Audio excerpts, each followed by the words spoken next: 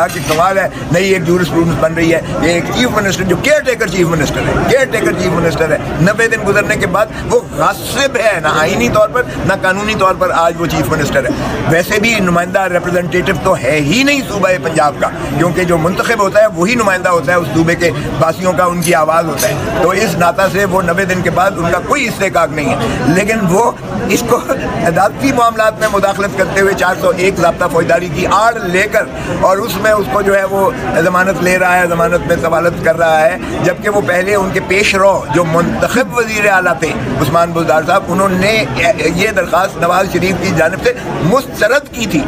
मुस्तरद शुदा जो है एक मामले को केयर टेकर आके वज़ीर आला उसको इस बिना पर नहीं जो है रीओपन करके रिव्यू करके तो एक नया फैसला करके उसको रिलीफ दे सकता है। ये तो अदालतें भी ऐसा नहीं करती हैं, चीज़ है कि एक केयर टेकर वज़ीर आला कर रहा है। तो ये एक निराला ही किस्म का मोहतरम नवाज शरीफ साहब को रिलीफ मिल रही हैं, न सिर्फ यहाँ से बल्कि उनकी जायदादें भी बागुजार हो जाएंगी चूँकि वो मफरूर डिक्लेयर हो चुके हैं। उनकी परपेचुअल वारंट्स को भी वहाँ के नायब अदालत ने वो मुअत्तल कर दिया और उनकी ज़मानत ले लिया उसी नायब अदालत ने जिसने पहले 5 साल पहले उनको सज़ा की थी। और ये बात अदालत आलिया के जज साहब ने मिस्टर जस्टिस गुल औरंगज़ेब साहब ने कही भी कि 5 साल पहले जब मैं ही इस केस की सुन रहा था तो आप शद्द-ओ-मद से मुखालफत कर रहे थे नायब वालों को। उन्होंने कहा आज ये बिल्कुल आपका रवैया ही मुख्तलिफ है, आज आप कह रहे हैं, कंसीड कर रहे हैं कि नवाज शरीफ साहब की ज़मानत ले ली जाए। तो ये 5 साल में कौन सी तब्दीली आई कि आपके जहन ही बदल गए?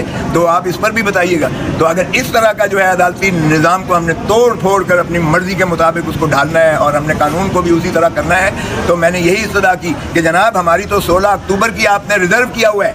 साइफर केस में आपने मेरी मुकम्मल बहस सुनने के बाद आपने फैसला महफूज किया है, क्वाश कर दें, क्योंकि यही क्वाशमेंट का था। मैंने कहा मैंने आपको अहमद यूसुफ का केस भी पेश किया जो आप ही की फैसले के खिलाफ सुप्रीम कोर्ट ने किया और उन्होंने कहा कि नहीं ऐसा केस चल ही नहीं सकता है अदालत में। और वो अदालत उज़्मा ने 3 जज साहबान ने, जो जस्टिस मंदुखेल साहब ने बहुत खूबसूरत जजमेंट लिखी है, फैसला एक मार्को तो लारा फैसला है, उसकी नज़ीर आप देखें आपके सामने है। तो उसका तो आज तक आपने रिजर्व रखा हुआ है। ज़मानत की दरख्वास्त पर भी फैसला महफूज रखा हुआ है 16 अक्टूबर से। नवाज शरीफ आता है तो एक एक दिन में ठक ठक ठक ठक नैब का भी, या आज भी आपसे तारीख ले रहे हैं या कि सरकारी वकील, वहाँ तो सरकारी वकील बिन बुलाए आता है, कच्ची पेशी पर आता है और कहता है जी ले लें इसकी ज़मानत। तो ये आप उसकी भी पजीराई कर रहे हैं, तो मेरे साथ भी वही सलूक करें जो नवाज शरीफ साहब के साथ किया है। आप मेरा फैसला मेहरबानी करके सुनाएं। ये आपको दरख्वास्तें जो मुतफर्रक हमने दे रखी हैं इनकी ज़रूरत ही नहीं पड़ेगी, क्योंकि जब उन्हें जेल से मुखलसी मिल जाएगी तो फिर मेरा अपना काम है कि मैं अपनी हिफाजत जो है, अपनी ज़िंदगी की हिफाजत करूँ। वैसे तो अल्लाह जो है के हाथ में होता है,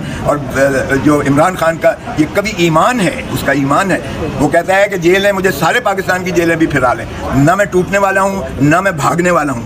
ये तो कहते हैं ना कि तस्बीह मेरे पास भी है, मैं किसी और के सामने नहीं कहता हूँ, लेकिन हर दफ़ा माफ़ी मांगे कि माफ़ कीजिए जाते हैं। वो कहते हैं ना मैं माफ़ी मांगूंगा ना मैं मुल्क छोड़कर जाऊँगा, मेरा मरना जीना यही है, मैं अवाम में ही रहूँगा और अवाम को हकीकी आज़ादी दिला के छोड़ूंगा। मूसा साहब, आपके इन तमाम तर दलाइल पर चीफ जस्टिस साहब की जानिब से क्या रिमार्क्स दिए गए? चीफ जस्टिस साहब मुस्कुराते रहे, खासा एंजॉय करते रहे, हंसते रहे, और उसके बाद तारीख दे दी उन्होंने उनके। और जब मैंने ज़्यादा इसरार किया तो उन्होंने कहा अच्छा मैं मुफस्सल फैसला लिखूँगा। कोई दिलचस्प मुकालमा भी सुनने में आ रहा है कि आपका और चीफ जस्टिस साहब का हुआ है? मुकालमे तो देखें, हमें ये सच बोलने से कोई रोक नहीं सकता है। सच बड़ा तल्ख होता है, कड़वा होता है, उसका जवाब मुस्कुरा के तो आप दे सकते हैं, उसका जवाब और कोई नहीं दे सकता। इत्तेहादी हुकूमत का जब थी, शहबाज शरीफ वज़ीर आज़म थे, तो तब पीपल्स पार्टी के लोगों की राय थी कि नवाज शरीफ को जो है वो इंतकाम का निशाना बनाया गया। वो कहते थे देखिए कामे पे निकाल दिया। आज आपकी उन केसेस के बारे में क्या राय है? आज पीपल्स पार्टी खुद बोल रही है, इत्तेहाद और मैं तो पहले दिन से कह रहे थे आइन पर अमल करो, 90 दिन के अंदर इलेक्शंस करवाओ। और नवाज शरीफ को जो सजा दी गई थी, सजा तो देखिए मैं इंचार्ज था उसका, खुद चेयरमैन बिलावल भुट्टो जरदारी ने कमेटी बनाई थी जिसकी सरबराह मैं था as secretary general Pakistan Peoples Party. मेरे साथ फारूक नाइक मेरी नीचे था, मेरे नीचे ये जो है अपना वो थे नैयर बुखारी साहब थे। 4 रुकनी हमारी बेंच तो वो थी जो हमने पानामा लीग के सारे छानबीन करके किया था। पानामा लीग को पाकिस्तान के तफ्तीशियों ने नहीं गिराया था, दुनिया के इन्वेस्टिगेटिव जर्नलिस्ट थे जिन्होंने किया था। उसके बाद ब्रॉडशीट को पाकिस्तान की गवर्नमेंट ने हायर किया, जिन्होंने दुनिया के एसेट रिकवरी यूनिट्स को जो है फाल करके पैसे देकर उन्होंने इनके एसेट्स और प्रॉपर्टीज़ की। फिर इनकी 6 ऐसी ऑफशोर शेल कंपनीज थी, न्यास्कोल और 6 कंपनीज थी जिनके फेक ज़रिए से इन्होंने मनी लॉन्ड्रिंग करके इन्होंने दुनिया में जो एसेट्स लिए थे, प्रॉपर्टीज़ उनके तवसत से ली थी, वो सारी आश्कारा हुई। यहाँ से फिर JIT सुप्रीम कोर्ट ने बनाई, यहाँ JIT जिसमें ISI और IB के मेंबर, बुशरा बेगम जो former prime minister Imran Khan की ज़ौजा मोहतरमा हैं, उनकी जानिब से नालिश थी जो chief justice Islamabad high court ने अभी समाप्त की है। और उसमें हमारी इस्तदा ये थी कि मोहतरम इमरान खान साहब को जेनुअनली उनकी ज़िंदगी को ख़तरा है, इसलिए कि जब से उन्हें जो है डोनाल्ड लू के उस हुक्मनामे पर उनको चलता किया गया है वजारत उज़्मा से, उसके बाद उनको जिस तरह से पाबा सलासल करके डबल सेंचुरी उनके ख़िलाफ़ मुकदमात की कायम कर दी गई। हमारी क्रिकेट टीम तो वर्ल्ड कप में नहीं कर सकी, कोई चक्का भी नहीं मार सकी। तो ये 1992 का ये क्रेडिट भी सिर्फ इमरान खान का ही था कि उसने पाकिस्तान के लिए जो है वर्ल्ड कप जीता और एक फ़ख्र से हमारे सर कौम के बुलंद कर दिए।